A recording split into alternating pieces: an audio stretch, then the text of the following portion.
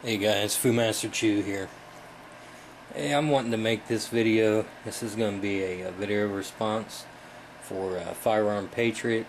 Is a holiday contest giveaway.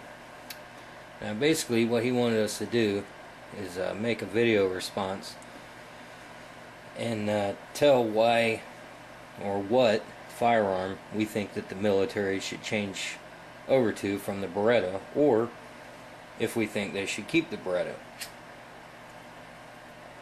Well, just give a little background. I am a veteran. I served 4 years in the Army.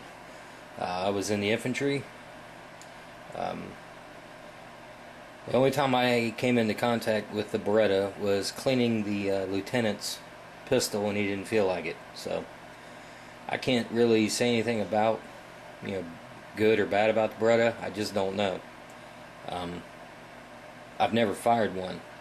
I had an M16 A2, so that's what I fired. I fired that, machine guns. I had a saw while I was on the ground, and so I don't have any experience with the Beretta. What I do have experience with is I've fired lots of other firearms, and I think we should go back to either the 45 or the 40 Smith & Wesson. And I'm not saying the 9mm is completely worthless. I mean, it does have its place. It's a pretty decent round. You do get a high capacity with it, but I think for a battle weapon, for a sidearm that's supposed to be used in battle, in defense of your life, I would rather put my trust in a 45 or a 40 Smith & Wesson. So yeah, I do think we should switch. Then you got the question, well, what should we switch to? I mean, there's so many different firearms out there that are good. There's many choices that would be pretty decent. So you got to bring up factors. What should we look at? Cost factor. Should we look at magazine capacity? Reliability. Should it be a steel gun? Should it be a polymer frame gun? I mean, the list goes on and on. Personally, I've seen some other videos also that agree. I think we should get a firearm that's made in the USA. I mean, this is a firearm that's being carried by our troops with our flag on their uniform. I think the thing should at least be, built by people in our own country. That kind of narrows the choices down some. I'm a huge fan of XD, Springfield Armory. Everybody knows that. If you've watched any of my videos at all, I'm a huge fan of Glock. Everybody knows that if you've watched any of my videos. Both of those companies turn out top-notch firearms. Then you got Smith & Wesson. It's an American company. They make a wide array of firearms. They're right up there with Springfield Armory and Glock, in my opinion. So should we go with the M&P? Well, unfortunately, I've owned lots of M&Ps and haven't had very good luck with it, other than the compact, which I don't think our troops should be carrying around a compact. But I could have just gotten bad apples. I had a 9, a 40, and a 45 M&P, and all of those had something screwed up with them. So I wouldn't go with them. Granted, again, this is just my opinion. So who does that leave us with? Springfield Armory, they're not made in the USA. Glock's not made in the USA. The M&Ps, I wouldn't trust my life on them. Again, my opinion. For me, I have a company in mind and a pistol. It's 45 ACP. It's very reliable.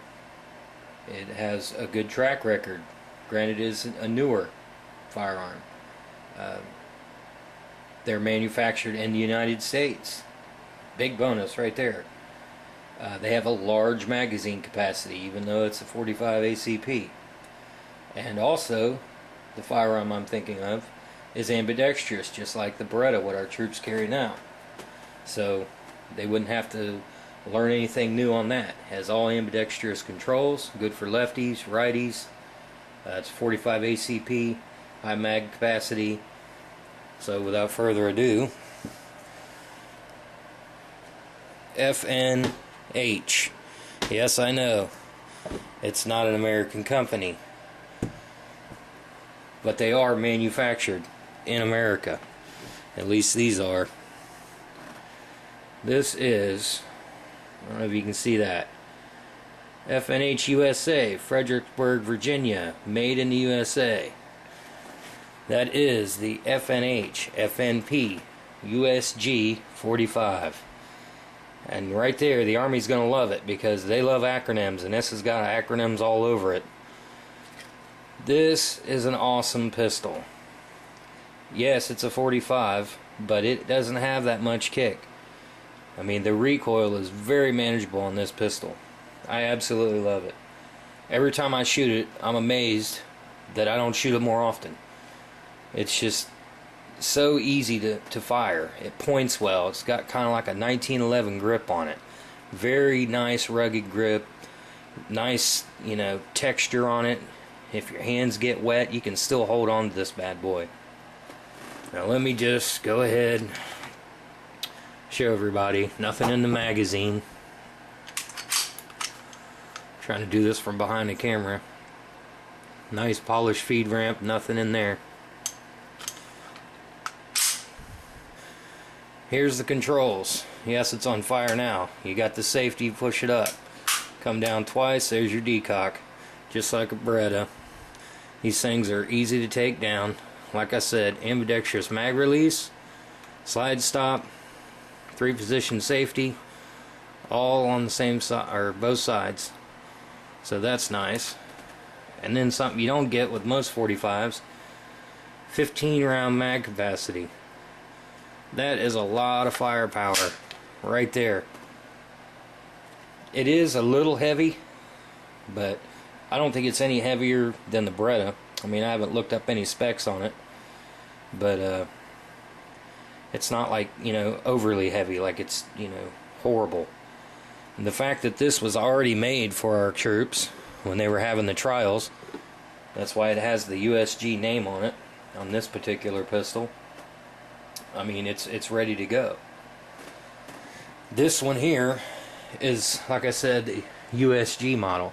So it only came with 2 14-round mags. I've done a review on this before, but it also has interchangeable back straps. So, everybody in the service doesn't have the same size hands. That's a plus right there. You can switch out the back straps to change the size of it. So you've got 45 ACP, huge mag capacity. The thing's covered in acronyms, so the military's already going to love that. It's got ambidextrous controls. It's got the decock, so it's, just like basically the Beretta is now, so they wouldn't really have to learn anything new on that. And then, of course, it's made by FN. They already make like 70% of our small arms for the Army as it is, or all of our military. So you might as well just stick with a company you're already giving most of our, business to. And to top it all off, these pistols are all made in the U.S. And if you want to go with, if you don't like, the big huge 45, they also make the FNX, which is just like the 45 FNP. It has all the ambidextrous controls on each side, but it comes in 9mm or 40. You could go with the 40 cal in the FNX, and then it's still made in the USA. It's got all the same controls. It's bigger than a 9, but if you're worried about 45 being too much, so that's what I would go to. If it was up to me, our troops would be carrying this pistol right here. Plus, you can get in different colors if you want, whatever. But either way, I think it's an excellent firearm. It's got a huge magazine capacity. I mean, 15 rounds of 45.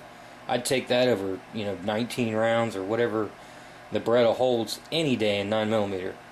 So that's my 2 cents.